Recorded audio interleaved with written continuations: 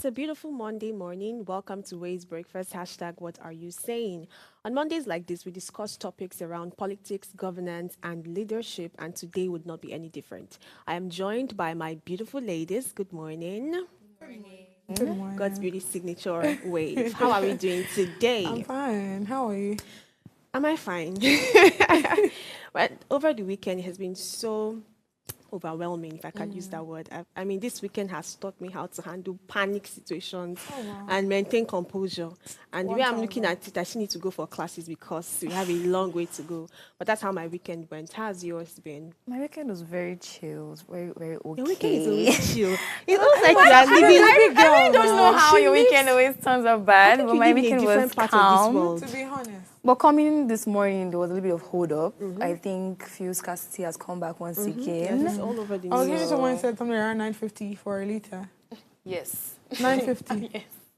Wow, so it's not even your room, it's true.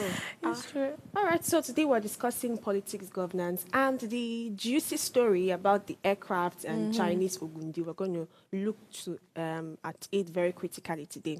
All right, ladies and gentlemen, if you're yet to subscribe to our YouTube channel, please do so at Official Upgrade TV and be part of this conversation. We'll take a short break. Now, when we return, we'll look through the headlines across the Nigerian newspaper. Stay with us. We'll be right back shortly.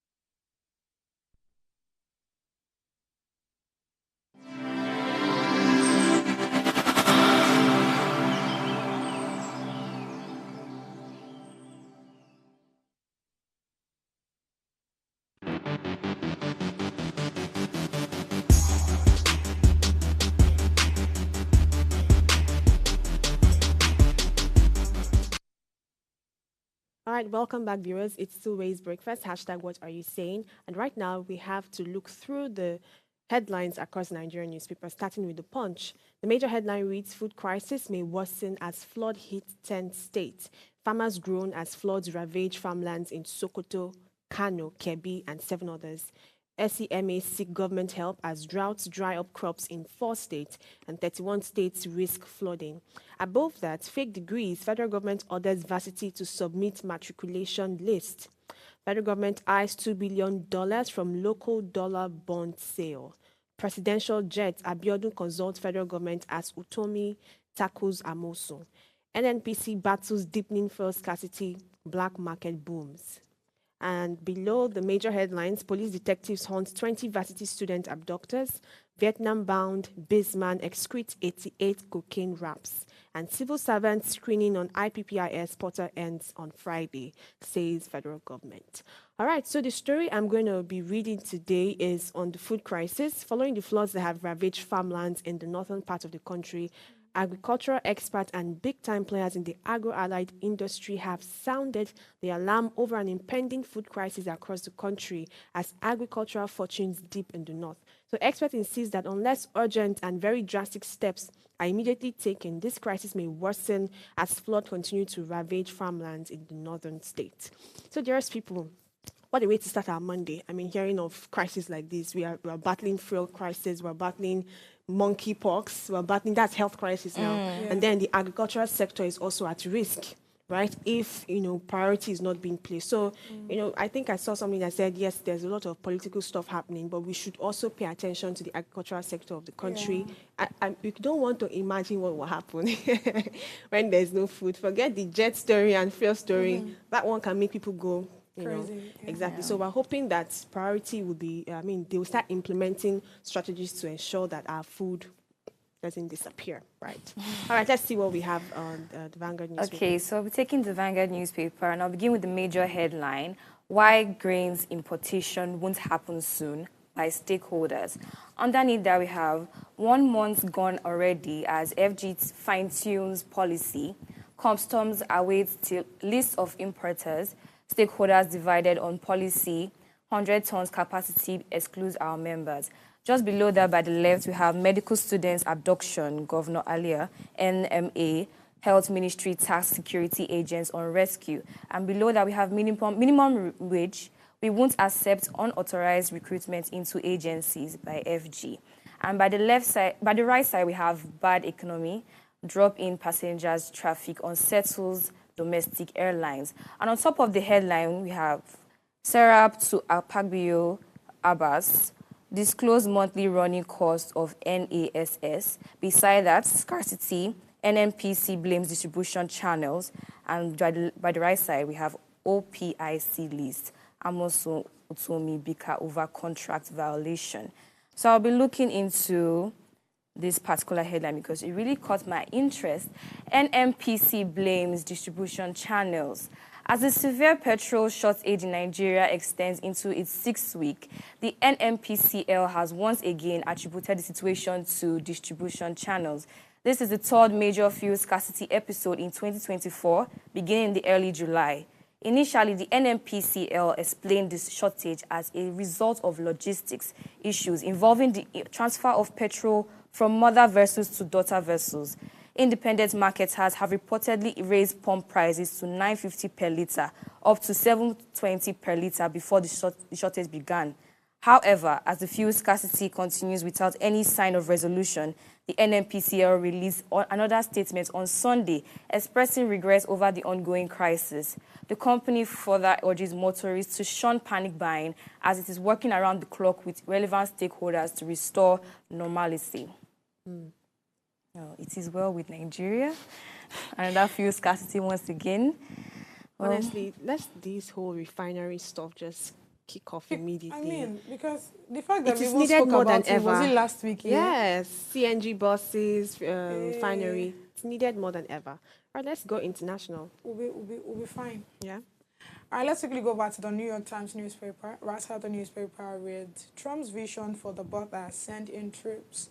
All right, allies seek legal way to deploy at home. And next to that, we have Harris is looking like a contender in the Sun Belt, 4 states back in play. Next to that, we have, that's by the left side of the newspaper, we have inside the ascent of a VP quietly making her mark. Next to that, behind curtain, dancers detail a toxic world. Bottom of the newspaper has Lafati bid ordeal again, 200 years after a farewell tour. All right, the headline I want to quickly touch on is the one that says Harris is looking like a contender in the Sun Belt. So in recent times, Siena polls revealed that Vice President Kamala Harris had made significant gains in key Sun Belt states. That's in Arizona, Georgia, Nevada, and Northern Carolina. All right, she now leads Trump in Arizona and North Carolina and has narrowed his lead in Georgia and Nevada. So what's really going on is the fact that in these 4 places, in these four places, she's able to have strongholds. So she has more like support system from those places. Funny enough, these are places that Trump had ground on, but right now you see now they are now supporting Harris. Honestly speaking, when I say finger crossed to see who becomes the president eventually, like honestly, I can't wait because there's a whole lot of, I was just really checking through the newspaper again. There's a particular place where you see that Trump is still bending some of his rules. In the first time when he ran for office and he won, there's some opinions that he gave concerning some certain taxes. But right now you see him bending so that we can get more supporters and all of this things. But the fact that Harris, regardless of what Trump is doing, she doesn't feel defeated. She's still trying as much as possible, to like gain power. Honestly, I can't wait to see the end result of this. The quote that comes to mind is, the race isn't over until it is over. So we really want to see how this turns Yeah. out. All right. Like earlier said, today we'll be discussing Will Ogun State's Chinese deal lead to a seized jet drama? Of course, you've been seeing this all over the internet, and today we'll be joined by an expert, a political analyst and journalist, to help us uncover this story. All right, so we'll take a short break now. When we return, we'll go straight into the hot topic. Stay with us, we'll be right back shortly.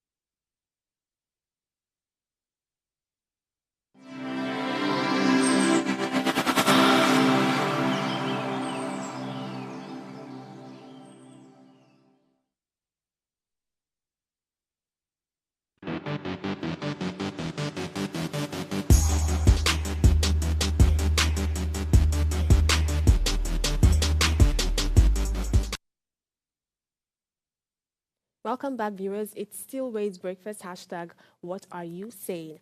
So, as mentioned earlier, we're diving into a high stake international drama that's unfolding right here at home. Ogun State's recent deal with China has stirred up quite a storm, with whispers of a potential jet seizure, adding a dramatic twist to this saga. Ogun State, our very own gateway state, has found itself in the spotlight due to a controversial deal with China. So we'll explore the details of Ogun State's ambitious partnership with China, the implications for both parties, and what a possible jet seizure might seem or mean for future international agreement. All right, to join us to discuss this is a seasoned journalist with a passion for political programming and reportage. With years of experience in the field, he has developed a unique perspective on Nigeria's political landscape, is committed to delivering unbiased and insightful analysis, making him a respected voice in the industry. Mr. Olugbenga George, thank you for joining us.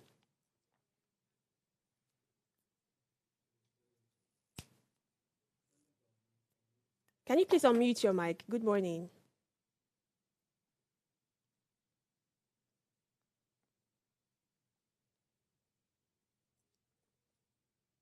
Good morning, Mr. Olugbenga George. Are you with us? Oh, great, you're back. Good morning. Apologies. I'm in traffic, so I have to do this from the car. Yes, it's a Lagos thing this morning. Good morning. How are you feeling today? I'm very well, thank you. All right, very so well. We'll go straight into the conversation that we have today. So we want you to provide an overview of the deal between Ogun State and China, and what are the key components and objectives of this partnership. I mean, on the news, many people are probably just interested with the seized jets drama and saga, but we really want to understand the deal that happened between Ogun State and China and the key components and objectives of this partnership. Can you please enlighten us? Well, if I heard you clearly, I think I struggled to hear that. Okay, should I take it again?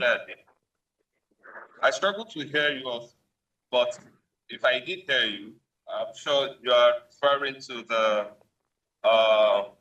China-Nigeria government debacle, where some Chinese companies made a move to seize 3 of Nigeria's aircraft in France. Yes. Yeah. That is a very, very interesting revelation and also disappointing, I must say, because of the dimension that this is taking. It's a reflection of so many things on our governance system and our diplomatic relationships across the world. Ordinarily, I'd just like to go straight to the fact that the 3 aircraft that the sanctioned company is trying to take custody of alongside other properties of the Nigerian government, is actually a diplomatic asset. And as such, should not even be part of the of the materials that will be joined in the conversation. What I mean by that is, take, for example, you see a diplomatic vehicle moving around in Nigeria. You're not even supposed to be stopped by police. Not to now talk of being used as a collateral for a loan or a claim. So it is totally unacceptable. And I think I support the federal government who said that it is a subterfuge, an attempt by the Chinese company to twist the Nigerian government into letting go some of its assets. Meanwhile, we also have to look at how the story started to happen.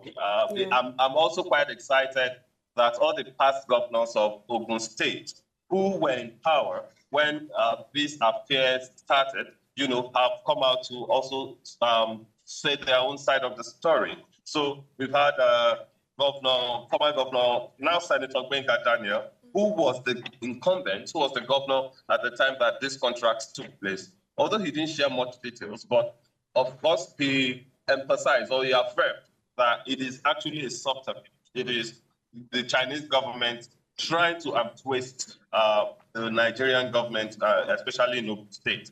Also, we have had Governor Bikule Amosun, who had even much more detail, come to say, okay, this is what happened, and that the deal in itself is not even legitimate because it was actually a matter of two companies, fighting over the legitimacy of that contract. And according to Governor Bikule Amosun, what happened was that the Zhongshan company actually came to demarket the original company. That is a China investment something in Africa.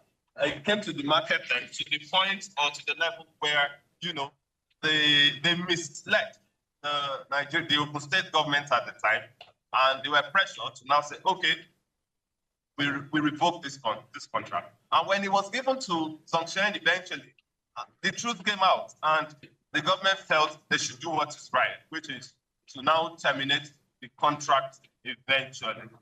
Now, in all of this, I wouldn't completely exonerate the Nigerian government. The truth is there is a failure. There is a system failure. There's no doubt about it. There is a system failure in the sense that this is not a fresh case. This is a case that's been on since 2007, 11. Yes. So it's been coming for a long time. And you'll have ordinarily expected that this is an issue that should have been sorted out. If the government at the time agreed, on a settlement, I think they should have honored their agreement to say, okay, let this matter rest for all and stop, trying to dilly-dally around it. It is a national embarrassment to the country, and I hope that we are able to find immediate respite to this matter. All right, thank you. It's around the internet that the state government shouldn't have taken it upon itself to do this whole contract and all. They say that instead, why not consult the embassy or the Minister of the Foreign Affairs or even the federal government? So I want to know what role the federal government has in overseeing this issue. Please come again. Okay, so, it's around the internet that the state government shouldn't have, come up and been the ones to do the whole contract and all. That instead, it should have been maybe the embassy or the Ministry of Foreign Affairs or even the federal government. So I want to know what role the federal government has in overseeing this. Of course, the major responsibility right now is to the federal government because it is already a national embarrassment, like I said. And if it's a national embarrassment, it means that it is the responsibility of the federal government of Nigeria to stand up to it. So first of all, we've had the Minister of Foreign Affairs say that they are already in a move with the Attorney General of the Federation and the Minister for Justice, and they are already making moves to resolve the matter. and hopefully it will be resolved in no time. It's the response. It is basically because, like I mentioned, the assets in question are assets of the federal government of Nigeria. They are diplomatic assets, belonging to Nigeria. The other assets that they are also getting moved to take possession of belongs to the federal government of Nigeria and not Ogun State. And this is what even brings the entire process into question. Because ordinarily, I would have expected that the court that gave that judgment in France, in Paris, actually knows about all of this detail. That it is not the Chinese government that is actually charging the Nigerian government. It is actually an individual company. So I believe that they should have been more thorough, in their quest for getting justice for the people that feel cheated. But then it is the responsibility of the government at this time. Even state governments have no hand at all, maybe except to provide all the documents. And of course, Senator Olugbenga Daniel have said definitely is ready to provide all the documents necessary. Governor Bikuli Amosun is also speaking about what he knows about the matter. So I'm sure that with all of this collaboration and cooperation, I'm sure that it will be resorted in record time. All right. So thank you so much for coming here to explain to us this recent issue. So I would want to ask, because I mean, it was on social media yesterday that we had the former governor of Ogun State came out to say that, okay, it was a mistake for him to, sign the deal and the contract and all of that. That is causing this whole, national embarrassment and all. So my question is there a constitutional penalty for any governor or any leader in question that doesn't probably sit down to check out the contract of whatever they are going into before signing and not giving us this issue that we have right now? Or do you think there's something that, okay. That's a very good question, and that's a question that we need to address. I'm excited, that the Minister of Foreign Affairs have spoken about it, that Nigerians should, no government, no regional government of subnational government should have access to, going ahead to do, to sign any contract outside the country. One of the problems of the black man generally is, their inability to be able to look through papers, to check detail for detail, what needs to be checked before pending signature to document. So what we have, is a reflection of what's been happening, in Nigeria. And I hope that this will actually make every single governor, every councillor, every chairman to sit up. There were times in this country where governors would just go up borrowing, and they would borrow hundreds of billions of naira, billions of dollars in the state without any tangible project to tie it to, or that is feasible. Maybe they tied it to it initially, but you realize that the projects are almost null and void. They're almost non-existent. No? So, this reflection will help us to readjust. And make the government to now be more concerned with the efforts of those who are in power, either political appointees or elected, to now begin to look at details of papers and contracts that are signed. Like I said, it is trending on social media. Mr. or Senator Bikuli Amosun explained his part of the matter, but we all know that perhaps that's also an excuse. That everybody has to look for an excuse, to defend themselves in. So it's an embarrassment, and I hope that our leaders will learn from this. Every political office holder will learn from this. Every elected office holder will learn from this, and that the government will not take it serious. We take matters more serious in terms of allowing people to just sign contracts without following due processes or without checking it letter for letter. It's even embarrassing because for a governor, for example, for a senator, for example, for an elected official, for example, there are hundreds of aides, that can help look into this. So if the matter is serious, there is somebody that can look at it critically and say, sir, I don't know. You have somebody that will interpret it, a legal person that will interpret it from the legal perspective. You have somebody that will interpret it from the economic perspective. I mean, there are so many perspectives to look at the issues from. So you would expect ordinarily that a leader should have explored all these means to ensure that the right thing is being done, and not just to put their hands into paper. It is common in Africa, especially Nigeria, and I hope that we will learn from this. Okay, so let me just quickly throw this question here. I hear you when you say that the state, collect loan. First of all, why is the state collecting loan from other countries? Why not the federal government? Or does it even have the backing or the approval of the federal government? And I hear you when you say that, okay, there's a budget that needs to be drawn because probably there's something that needs to be taken care of. Do you get what I'm saying? Probably it's construction or whatever. But don't you think that, I mean, going outside the country to go and collect loans from them instead of you to work with what you have? I don't understand. Why is it that for every time that we want to do something, instead of you to just look at what we have and, manage it and let's work together, do you get what I'm saying? So that we can have get like a profitable return or end, yeah? Your default setting is to go outside the country to borrow money. Well, it's a Nigerian problem.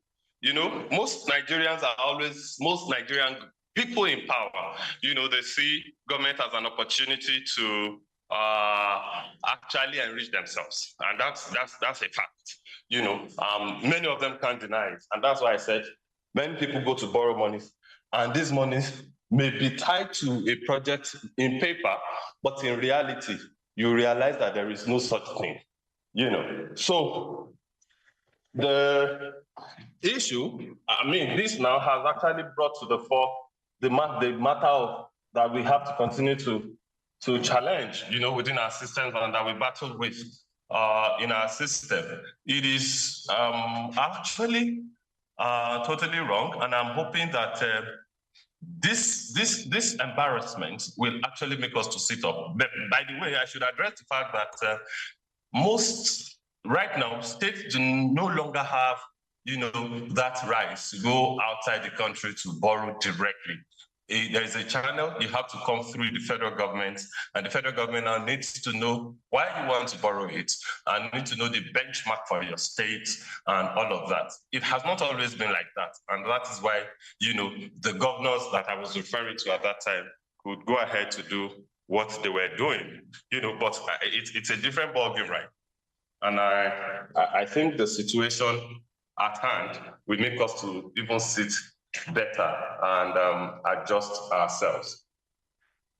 All right, Mr. Olugbenga, thank you very much. The question that I'd like to ask now is on the implication of all of this, because every action surely comes with its implication or consequences. And of course, the contract has been breached, and they've been breaching agreement from China and Nigeria.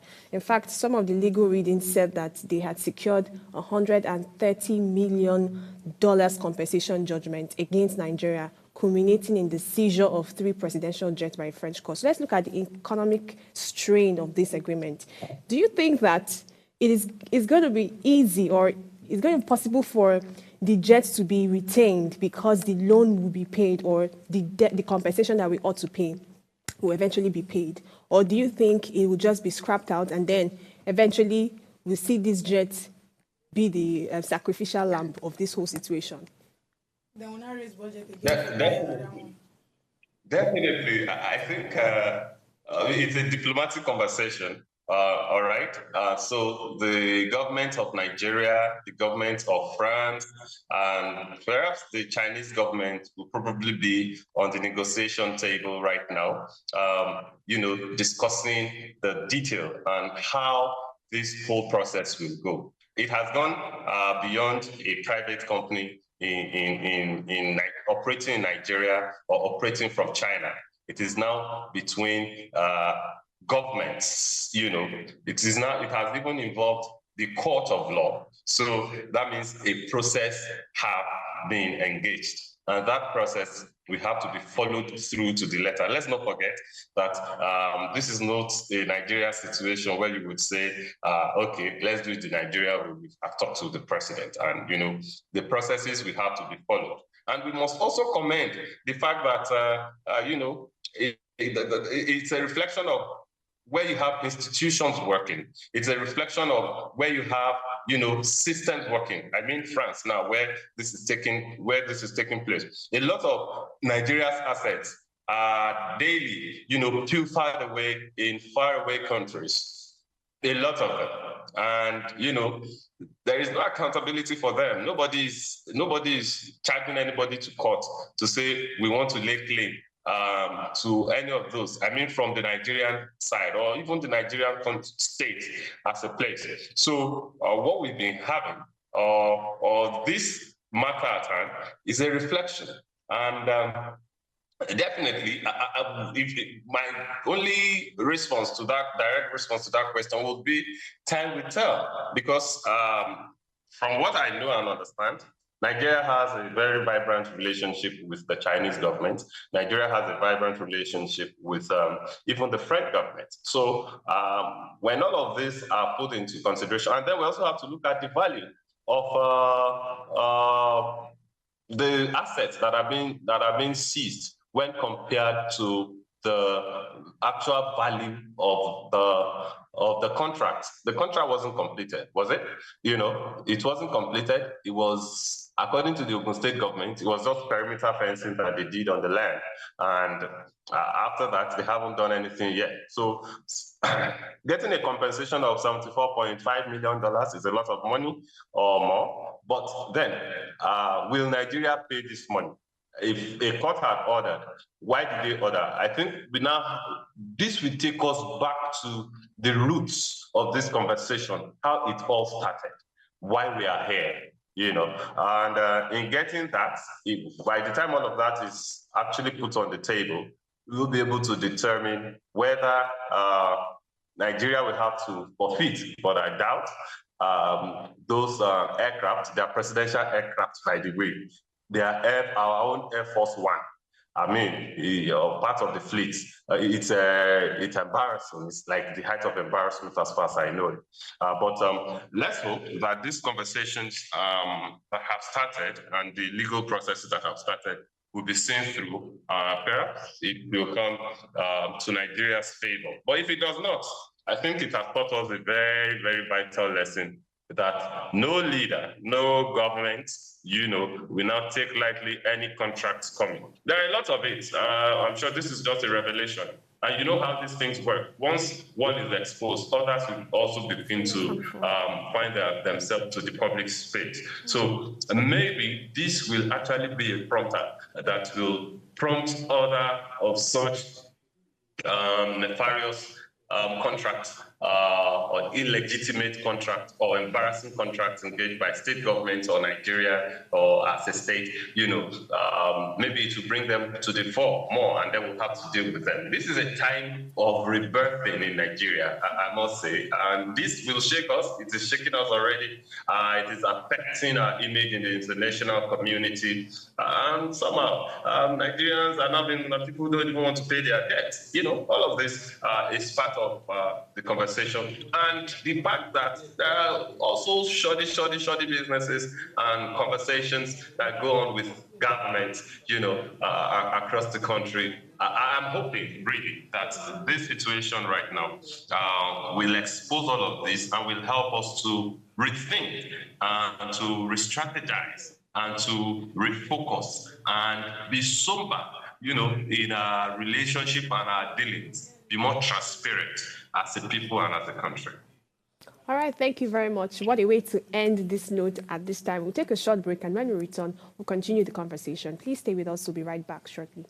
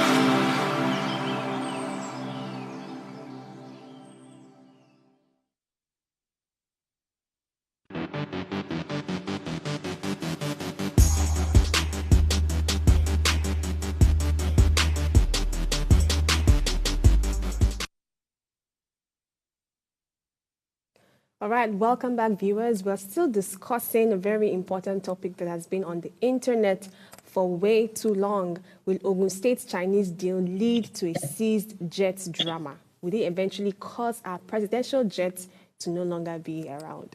And we have a political analyst who has been helping us uncover this story. All right, Somto, you have a question to ask? All right, so I want to look at this from another perspective. Let's say this contract hadn't been breached. Could there be any potential economic benefits from this contract, or maybe there were actually risks going into this? Could it have affected the state's economy totally, or there were actually a lot of benefits that we could have gotten from this contract? I think it's almost a rhetoric question. What is the contract? To create a free trade zone, yes, where business, chains of businesses can begin to operate from without any form of hindrances. So having a free trade zone is actually beneficial to the Ogun State government and Nigeria in general. Let's not forget that Ogun is like the industry base of Nigeria's southwest, if not the entire Nigeria, because Lagos does not have the land mass, the land space. Although we can see what's happening in the free trade zone in Lagos, for example, where you have the Dangote refinery and all the other assets, the fertilizer. A lot of assets are within a 20 miles radius, in the Lagos free trade zone, and that is sitting over $20 billion assets. So well over, because Dangote refinery alone is worth over $20 billion. Yeah. So that is the picture we are looking at in Ogun State. Are these projects actually being, are they taking off properly the way it ought to? You are talking about improved economy. You are talking about employment opportunities because of the thousands. We are talking about increased production capacity, for all the industries that will be there. They will now be able to produce more, and, they are probably not subjected to the rigors of having to do business within town and effects that come with it in terms of delay in maybe traffic, like I encountered this morning and all of that. The entire zone is an industrial zone, so everything going on there is industrial, and there will be no hindrances, to production, and that will definitely increase the economic state of Ogun State and Nigeria, provide more jobs. So had this, of course, it doesn't mean that the contract, that the place that was earmarked has now been revoked.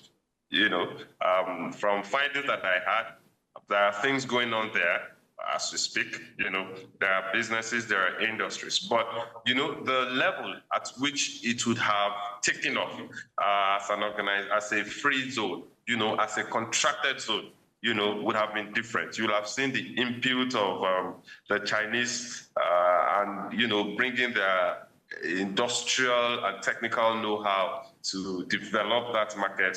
And that would have made the development process in that place much more faster than what it is right now. So yes, it will have actually delivered more economic value to the state and to Nigeria. All right, so me just thinking about this whole thing, it's actually very funny for me because we have lawyers. If you see the amount of people that graduate from from the bar like every year, it's quite alarming, right? We have SANs, we have attorney generals, we have the Chief Justice of Nigeria. So with all of these people, a governor will still come out to say that I just mistakenly signed this. It wasn't like I was checking it through. It's quite interesting, right? So I want to ask on the loans now. For those loans that that they go collect from other countries to in according to them, better Nigeria.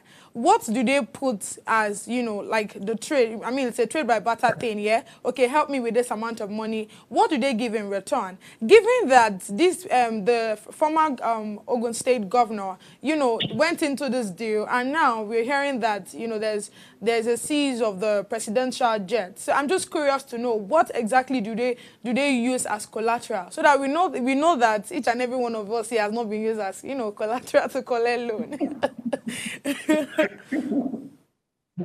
Well, I'm sure there are terms and conditions to every loan. Even if you approach a local bank in Nigeria, or even in a community, there are conditions, you know, that are tied to those loans. So going to the international community to borrow money, either from the World Bank, from the International Monetary Fund, or the European, whatever, you know, all the funding sources that exist, there are conditions that are tied to it. And I think it's more of a natural law, as far as I know, before going, you know, professional, that if you want to borrow from someone, you have to bring yourself down.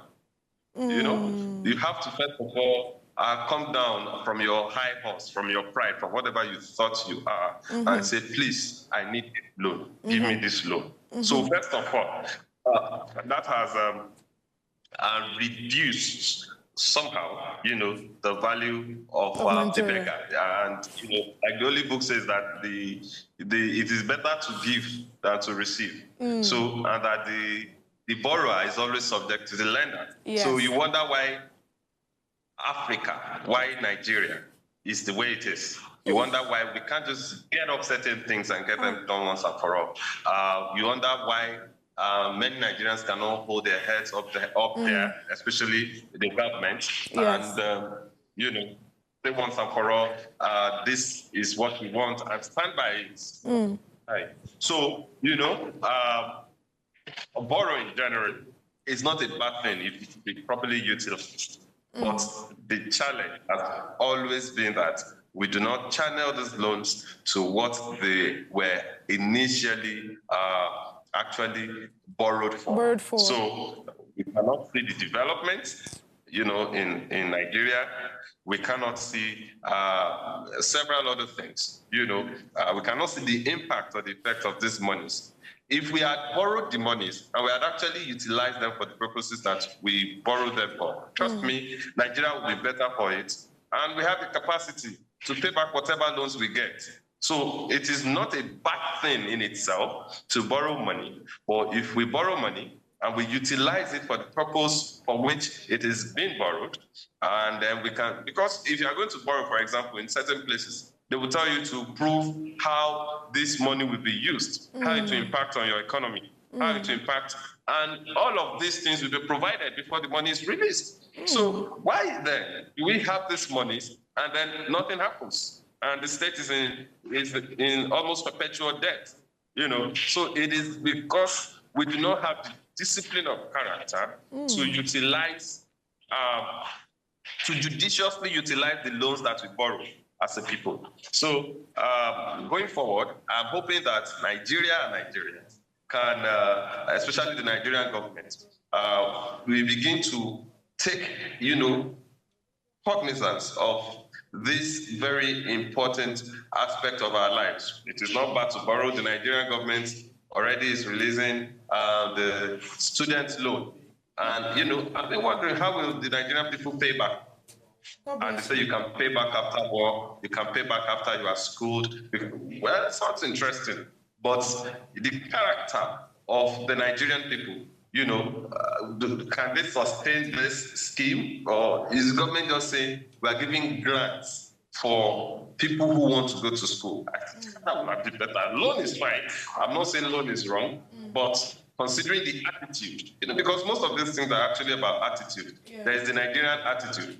Even this loan we are talking about now, I mean, this contract cancellation, if it had been honored, I think probably you terminated someone's contract, then you should pay for the, you should pay the damages.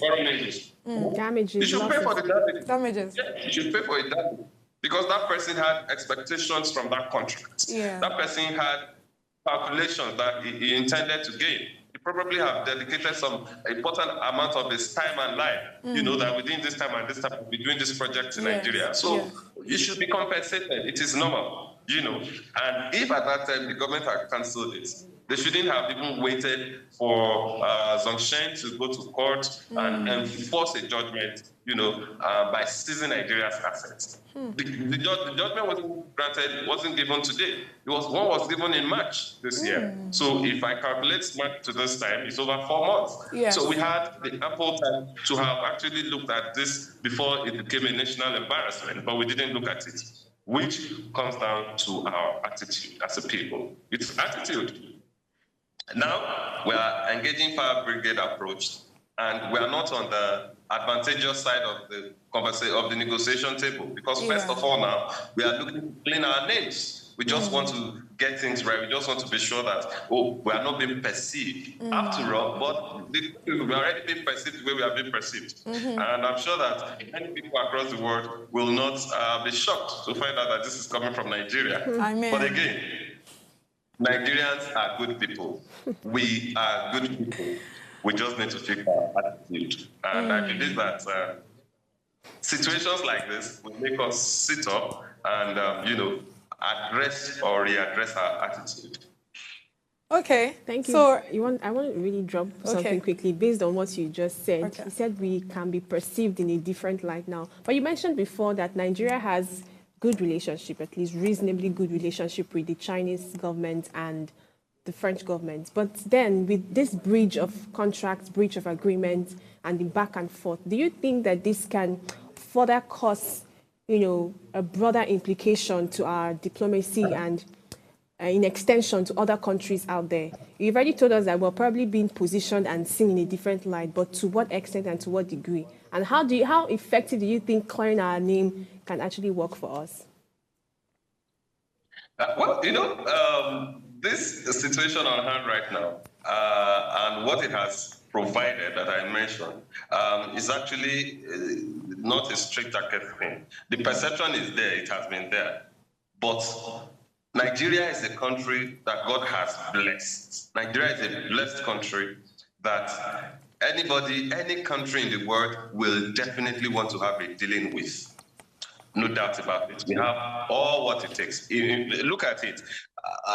Let's take the issue on the table, for example. That's just a state, 1 out of 36, having this contract. And it tells you that Nigeria is a vast land that is blessed, and that any country will continue to want to deal with. They don't have a choice. They do not have a choice. But when you now talk about perception, I think it is not even more on the international community side, because they have been benefiting from Nigeria all these years. Many of them have been benefiting. You drive around Nigeria, you drive around Abuja, where I am, you go to Lagos, you even go to the local communities, and you see a lot of expatriates, handling one project or the other across Nigeria. So, fact is, these people benefit more from us than we do benefit from them. That's the truth of the matter. So I do not think that it will ever come to a time where people will now say, we don't want to deal with Nigeria and all of that. I don't think so. We are too important in the global scheme of things for that to happen to us. However, that's why I say it's a Nigerian thing. You determine the price you are. People can place a mark on you, people can place a price on you, but you determine your value by the value, that you output. Our output is what matters. And I think this situation at hand now is a wake-up call for us to reevaluate our values as a people. We need to look at what's most important to us and begin to now address those things. We have seen we are not lacking in natural resources. We are not lacking in human capacity and human resources. Practically, Nigeria is not a lacking country, even though we are being positioned or made to be seen as a poor country. We know, the world knows We Nigerians know that Nigeria is not a poor country. We are not a small country, and that Africa will not get its rightful place until Nigeria actually gets up and sits up. So the question is, do we want to continue to lead Africa in this direction? And I bet you agree with me that the answer is no.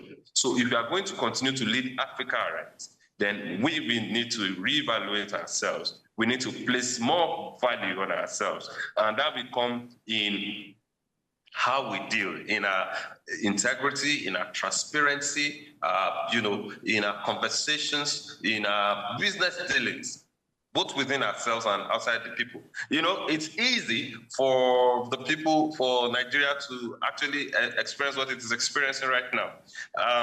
Governance, politics, for example, is a social contract. And in every social contract, there is a receiver and there is a giver, and there are benefits for both parties. But if you look at the social contract here in Nigeria, you realize there is only one party that is benefiting, which is the leader against the people. That's what we've had. That's what we always have. Successive governments will continue to promise that Nigeria will be better, and they will come with very, very juicy promises in terms of what they intend to do to make the life of the people better. And once they get into power, you know the story. You know what goes on from there. So it is that same spirit and attitude that we are actually seeing in the international community. It's who you are that you reflect outside. And that is what we see. And a lot of these expatriates and foreign companies know that you can actually walk through Nigeria and bribe. You can actually walk through Nigeria and do this. You can actually go through, they take advantage. They know that, for example, I mentioned earlier that Nigerians are not dictated. Once the money is on the table now, let's quickly talk about it and share it. You take your part, I take your part. A lot of white folks come to Nigeria. A lot of, non-African people come to Africa, and basically for such dealings, and they do not have good intentions. So all of this comes to say that Nigeria, it is our responsibility right now to reevaluate ourselves and place a better premium on ourselves by our attitude in how we enter into business agreements and dealings, in how we speak to people, in how we interact. As you spoke about diplomatic community, well, diplomacy is a word of its own. So means your friend is your enemy is actually a frenemy. As long as you have things that will benefit from them, you will not cut ties with them. So it's really difficult, like I said, to cut ties with Nigeria because of how important we are. But then it may affect how people, now relate with us in terms of being suspicious, or it may even force them to have more stringent rules, when they're on the negotiation or conversation table. You won't be surprised to say that certain people want to come and invest in Nigeria, and we now be upping demands or be demanding for ordinarily what they wouldn't have, because they just want to be sure that this investment can be protected and that the Nigerian government will respect its agreement, within that conversation. Thank you very much, Mr. George. It has been a very insightful conversation with you, and you've given us, different perspectives on how to see this matter. We're hoping that the further legal processing and conclusion would birth something reasonable for us as a country. Thank you very much again for joining us on the show. Thank you so much. Thank you. All right, this is where we wrap our show for today. Till tomorrow, 8 a.m. to 9 a.m. This is still Ways Breakfast. Catch you tomorrow. Bye.